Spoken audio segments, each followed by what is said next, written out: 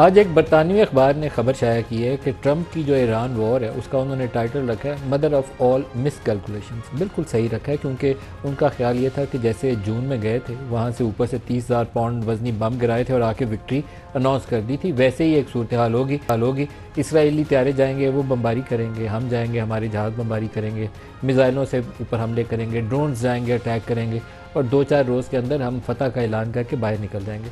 पहले ही हमले के अंदर आयतुल्ला अली ख़ामेनी की शहादत के बाद वो खुशी से उन्होंने शादियाने बजाने शुरू कर दिए कि हम तो कामयाब हो गए हैं। लेकिन आज जिस वक्त हम ये प्रोग्राम कर रहे हैं, तीसरा हफ्ता चल रहा है और इसका एंड करीब कहीं नज़र नहीं आ रहा।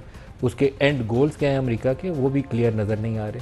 स्ट्रेट ऑफ हॉर्मुज़ जो ईरान किसी भी वक्त बंद कर सकता था, ये एक नॉन फैक्ट है। उस इलाके की सूरत हाल को देखते हुए शायद ही कोई दुनिया का ऐसा मुल्क हो कि जिसको इस जगह से वाकफियत ना हो या उसको शुबा हो कि क्या ईरान इसको बंद कर सकता है या नहीं कर सकता। उसको बंद करना सबसे आसान तरीन काम था जो ईरान ने किया, जिसके नतीजे में इंटरनेशनल मार्केट में ऑयल प्राइसेस $100 से ऊपर चली गई।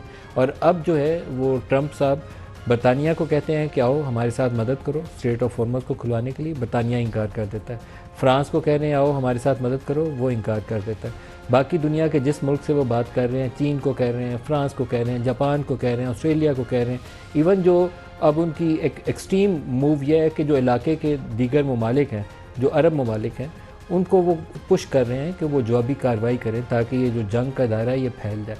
और ये सबसे ख़तरनाक मूव है। इसमें जीतेगा अमेरिका नहीं, लेकिन बहुत सारे हमारे मुसलमान ममालिक एक दूसरे पे हमले कर करके मुसलमानों का खून बहा सकते हैं। अल्लाह ना करे ऐसी सूरत हाल हो, लेकिन जिस तरीके से वो यूएई को इंकरेज कर रहे हैं, जिस तरीके से वो कतर और सऊदी अरब को इंकरेज कर रहे हैं, तो उससे बैद नहीं है कि किसी एक को वो अपना हमनवा बना लें और उस ऐसी सूरत हाल पैदा कर दें कि वो ईरान इन इलाके के ममालिक के ऊपर जहाँ वो ड्रोन या मिज़ाइल फेंक रहा है, क्योंकि उसका कहना यह है कि यहाँ अमरीकी अड्डे हैं, अमरीकी अड्डों से ईरान पे हमला होता है, हम अमरीकी अड्डों को हिट करेंगे। और उसका किसी हद तक अमली मुजाहरा हमें इस सूरत में नज़र आता है कि जिन अमरीकी फ़ौजियों की हलाकत हुई है सऊदी अरब के अंदर, या उनके खड़े हुए वो ऑयल टैंकर्स जो हिट हुए हैं, या कुवैत के अंदर जो उनके फ़ौजी ज़ख्मी हुए हैं, या दीगर बहरीन के अंदर जो उनके फ़ौजी ज़ख्मी हुए हैं, वो वही जगह हैं जहाँ ईरान ने अपने ड्रोन से या मिज़ाइल से स्ट्राइक्स की हैं।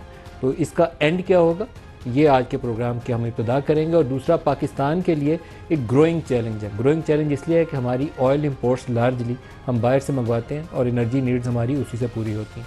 इस सूरत हाल में पाकिस्तान को क्या करना चाहिए, प्रोग्राम के दूसरे हिस्से में इसके ऊपर भी बात करेंगे।